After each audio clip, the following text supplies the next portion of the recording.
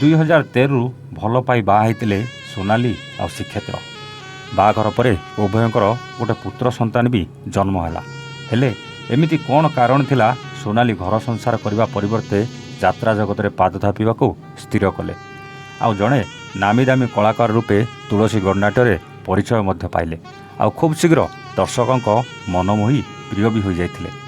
କିନ୍ତୁ ତା ଭିତରେ ସ୍ୱାମୀଙ୍କ ସହିତ ବିବାଦ ହେଲା ଆଉ ସ୍ୱାମୀ ପାଖକୁ କେବେ ବି ଫେରିଲେ ନାହିଁ।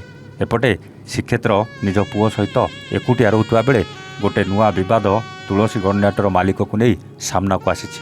କ'ଣ ସେ ବିବାଦ ଆଉ ଶ୍ରୀକ୍ଷେତ୍ର ସହିତ ସୋନାଲିର କେମିତି ହେଲା ବିଚ୍ଛେଦ, ଏସବୁ ଜାଣିବା ପାଇଁ ଆସନ୍ତୁ ଆରମ୍ଭ କରିବା ଆଜିର ଏ ସ୍ପେଶିଆଲ କାହାଣୀ ଯାତ୍ରା କଳାକାରଙ୍କ ଅସଲି ଯାତ୍ରା। ହ୍ୟାଲୋ ହାଏ ନମସ୍କାର, ଷ୍ଟୋରି ୱିଥ୍ ପ୍ରତାପର ଆଉ ଏକ ନୂଆ କାହାଣୀକୁ ଆପଣଙ୍କୁ ସ୍ୱାଗତ। ସୋନାଲି ଆଉ ଶ୍ରୀକ୍ଷେତ୍ର ଭଲ ପାଇଲେ 2013ରେ ବାହା ବି ହେଲେ। ସୁଖର ସଂସାର ଆରମ୍ଭ କଲେ, ଗୋଟେ ପୁତ୍ର ସନ୍ତାନକୁ ଜନ୍ମ ବି ଦେଲେ।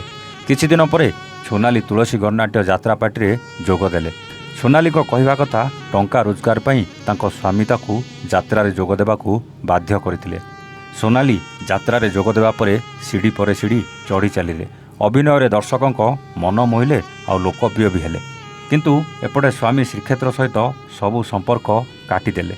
ସ୍ୱାମୀ ଶ୍ରୀକ୍ଷେତ୍ର ପୁଅକୁ ନେଇ ଏକୁଟିଆ ରହୁଥିଲେ। କିନ୍ତୁ ଏସବୁ ଭିତରେ 2 ଦିନ ହେବ ସୋନାଲିଙ୍କ ସ୍ୱାମୀ ଶ୍ରୀକ୍ଷେତ୍ର ଯେଉଁ ଅଭିଯୋଗ ଆଣିଛନ୍ତି ତାକୁ ନେଇ ସବୁ ମିଡ଼ିଆରେ ଶୀର୍ଷକ ଖବର ପାଲଟିଛି। ହଁ ଆଜ୍ଞା, ଏଇ କିଛି ଦିନ ତଳେ ଯାତ୍ରା କମେଡ଼ିଆନ୍ ନରି ପଣ୍ଡାକୁ ମାଡ଼ମରା ଅଭିଯୋଗର ବିବାଦ ନ ଛିଡ଼ୁନୁ ପୁଣି ଥରେ ସେହି ତୁଳସୀ ଗଣନାଟ୍ୟର ମାଲିକ ଅନନ୍ତ ନାରାୟଣ ଧଳ ଓରଫ ନାଣ୍ଡୁବାବୁଙ୍କୁ ନେଇ ପୁଣି ଏକ ନୂଆ ବିବାଦ ସାମ୍ନାକୁ ଆସିଛି। ଶ୍ରୀକ୍ଷେତ୍ର ଅଭିଯୋଗ କରିଛନ୍ତି ଯେ ତାଙ୍କ ସ୍ତ୍ରୀ ସୋନାଲି ତାଙ୍କଠାରୁ ଦୂରେଇ ଯିବାର କାରଣ କେବଳ ତୁଳସୀ ଗଣନାଟ୍ୟ ମାଲିକ ନାଣ୍ଡୁବାବୁ। ନାଣ୍ଡୁବାବୁ କୁଆଡ଼େ ତାଙ୍କ ସ୍ତ୍ରୀ ସହିତ ତାଙ୍କୁ ମିଶିବାକୁ ଦେଉନଥିଲେ।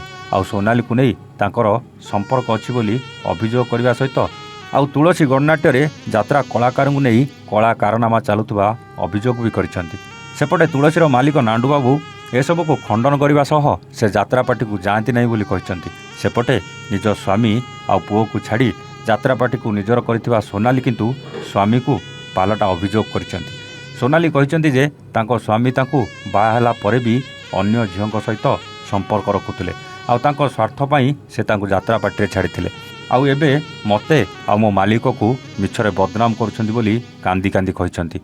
ଏପଟେ ଶ୍ରୀକ୍ଷେତ୍ର ନାଣ୍ଡୁବାବୁଙ୍କୁ ନେଇ ଅନେକ କଥା କହୁଥିଲା ବେଳେ ନରିପଣ୍ଡା ବିବାଦ ପରେ ପୁଣି ବିବାଦରେ ଛନ୍ଦି ହୋଇ ପଡ଼ିଛନ୍ତି ତୁଳସୀ ଗଣନାଟ୍ୟର ମାଲିକ ନାଣ୍ଡୁବାବୁ।